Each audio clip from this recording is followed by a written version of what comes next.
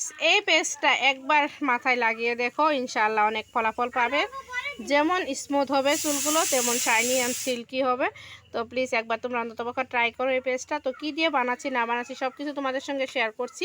তো চলো দেখতে থাকো, আশা করছি তোমাদের আজকের ব্লগটা ভালো লাগবে। যদি ভালো লাগে অতি অবশ্যই একটা করে লাইক দিয়ে ভিডিওটা কন্টিনিউ করো, ঠিক আছে? তো চলো দেখতে থাকো।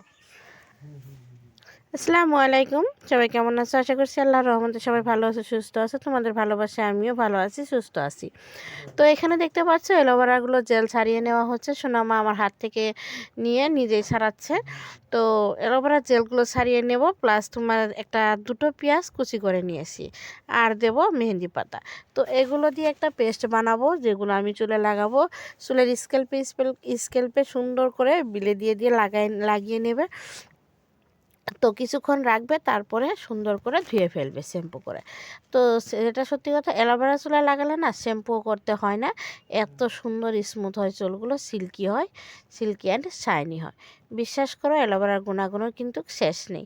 তো তোমরা একবার ট্রাই করো, সপ্তাহে অন্তত পক্ষে একবার করে লাগাও। কারণ দেখো, সপ্তাহে তো একটা দিনই সময় পাওয়া যায়, রবিবার করে। আর ধরো আমাদের ইন্ডিয়াতে রবিবার করে সময় পাও, যারা বাংলাদেশে আছো তাদের কিন্তু শুক্রবার করে সময় পাও তারা। তো যেদিন সময় পাবে লাগিয়ে দেখো, ইনশাল্লাহ অনেক ফলাফল পাবে। তো এখানে দেখতে পাচ্ছ আমি সমস্ত উপকরণগুলো নিয়ে নিয়েছি।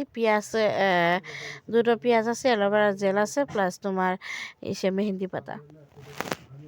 তো সবগুলো উপকরণ আমি মিক্সিতে সুন্দর করে পেস্ট করে নেব। তারপরে এগুলো চুলে লাগিয়ে নেব, আমিও দেব, সোনামাকেও দিয়ে দেব। তো আমার চুলগুলো তো তোমাদের সঙ্গে দেখানো হয় না। তো সত্যি কথা বলতে মাশাআল্লাহ ভালোই আছে। তো চলো এবার সোনামায়ের মাথায় লাগাবো, সেটাই তোমাদের সঙ্গে কিছু অংশ শেয়ার করব। তো আজকের ভিডিওটার কোনো অংশ যদি ভালো লাগে তো অতি অবশ্যই একটা করে লাইক দিয়ে ভিডিওটা কন্টিনিউ করো। আর আমার পুরনো বন্ধুদের জানাচ্ছি অসংখ্য ধন্যবাদ ও অসংখ্য ভালোবাসা। আর যারা আমার চ্যানেলে নতুন ভিজিট করছো, তো প্লিজ আমার চ্যানেলটা সাবস্ক্রাইব করে দিয়ে পাশে থাকা বেল বাটনটা প্রেস করে দিও, যাতে আমি কোনো ভিডিও দেওয়ার সঙ্গে সঙ্গে তোমরা নোটিফিকেশন পেয়ে যাও। তো চলো দেখতে থাকো। আমার পেস্টটা কিন্তু রেডি হয়ে গেল, এখন আমি সোনামায়ের মাথায় লাগিয়ে দেব।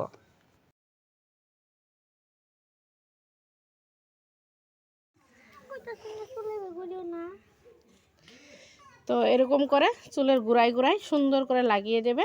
যখন শুকিয়ে যাবে তখন তোমরা ফাইনালি শ্যাম্পু করে ধুয়ে দিতে পারো, ঠিক আছে? তো বিশ্বাস করো, এত সুন্দর হবে চুলগুলো, মানে তোমার কন্ডিশনারের কোনো প্রয়োজন নেই চুলগুলোতে। এত সুন্দর সিল্কি হবে চুলগুলো, কারণ আমি লাগাই, আমি জানি। একবার অন্তত পক্ষে ট্রাই করে দেখো। না, তো মামা শিলবরি যাবো।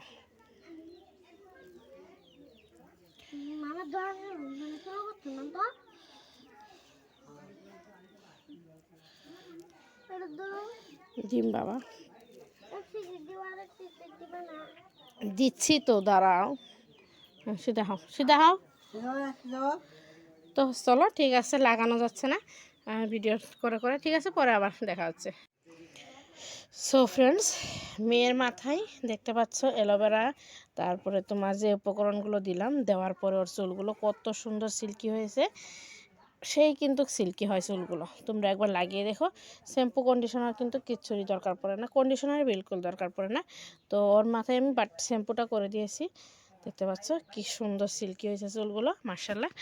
তো এইভাবে তোমরাও লাগাতে পারো, এভাবে লাগিয়ে দেখবে, ইনশাল্লাহ সত্যি কথা বলছি খুব উপকার পাবে।